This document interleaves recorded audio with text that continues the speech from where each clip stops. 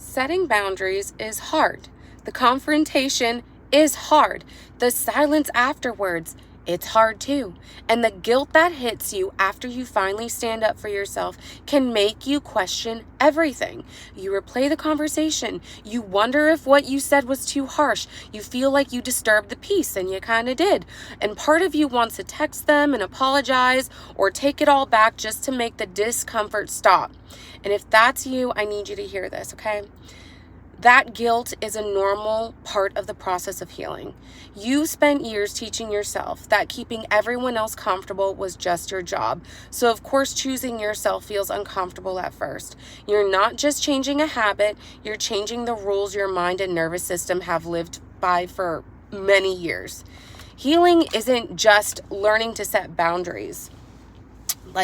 It is learning to tolerate the guilt that comes after them without abandoning yourself. And I want to show you why that guilt doesn't mean that you're doing something wrong. In fact, it often means that you're on track, like you're making progress.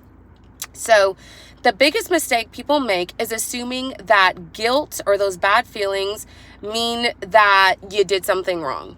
And it doesn't mean that. The guilt is simply the emotional growing pains and response of becoming someone who no longer portrays themselves. And if you're enjoying this kind of root cause self-development content, make sure you subscribe, because every week I make videos that help you stop living on autopilot and uncover what's really keeping you stuck. So yeah, subscribe. Anyway, think about it this way. Imagine you decide to go to the gym for the very first time and work out your legs. You finish your workout and the next day you feel sore. 2 days later, you really feel it.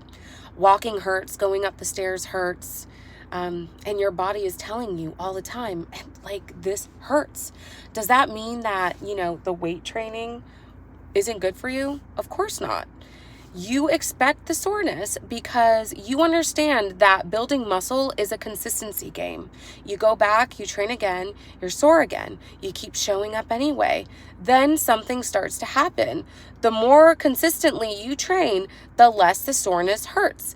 And after months of going, that little bit of soreness doesn't discourage you anymore. It actually signals progress. You know you've done something. You know you've built the muscle. In fact, you're so proud of it because it's evidence that you're getting stronger. And let me tell you, setting boundaries is exactly like that. You're working out mental muscles, emotional muscles, spiritual muscles that you haven't exercised in many years. So the first time you do, expect it to be painful. It is painful. The next few weeks, it might still be painful. You'll question yourself. You might feel guilty. You'll wonder if you've done something wrong, but you keep showing up. You keep practicing. You stay consistent. And then something changes. The pain becomes more manageable. And eventually, that little bit of discomfort you'll feel after setting a boundary doesn't make you think, oh, I shouldn't have done that. It signals progress. You are building strength. You're creating a new baseline to work with.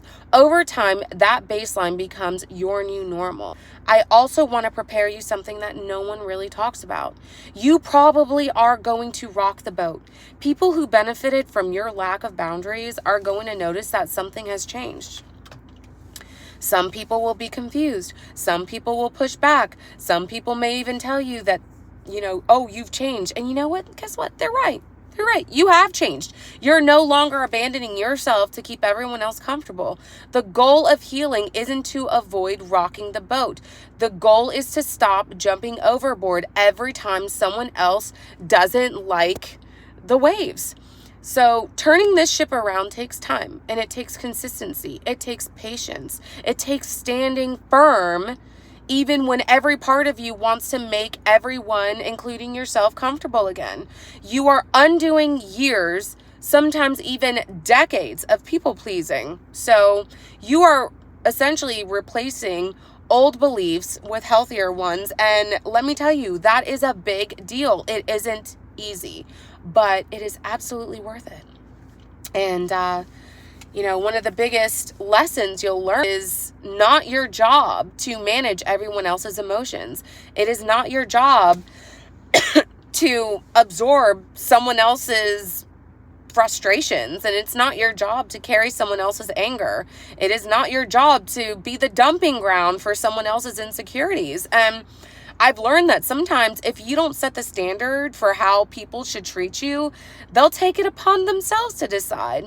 I learned this from experience. They'll project their stress on you, their anger on you, their resentment on you, their unresolved issues on you, because you never told them, you don't get to treat me that way. And that's what a healthy, good old boundary does. It sets a standard. It teaches people how you want to be treated. And just as importantly, it teaches you what you deserve. Every boundary you keep is a lesson to yourself. You say, I deserve respect. My feelings matter. They matter too.